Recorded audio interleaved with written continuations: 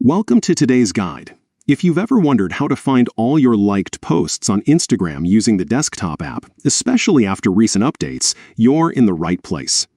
Instagram's interface can change quickly, so knowing where your activity is stored is super helpful, especially if you want to revisit posts you've enjoyed or accidentally liked. Let's jump right in. First, open the Instagram app on your PC. If you're using a browser, just go to Instagram's website and log in as usual. If you have the dedicated desktop app, launch it and sign into your account. The process is pretty much the same either way. Once you're logged in, look over to the left side of the screen. You'll see a menu with several options.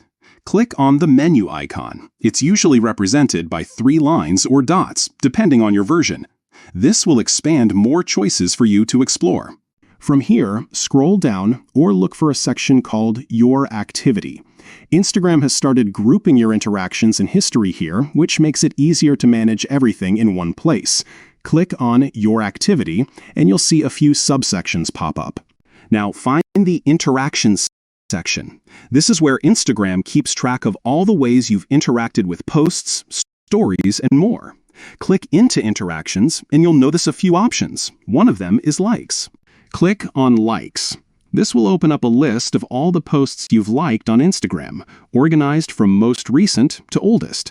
You can scroll through this list to find any specific post you're looking for.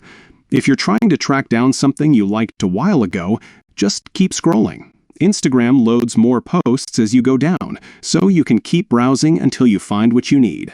That's it! Now you know exactly how to find your liked posts history on Instagram using the desktop app, even after the latest updates.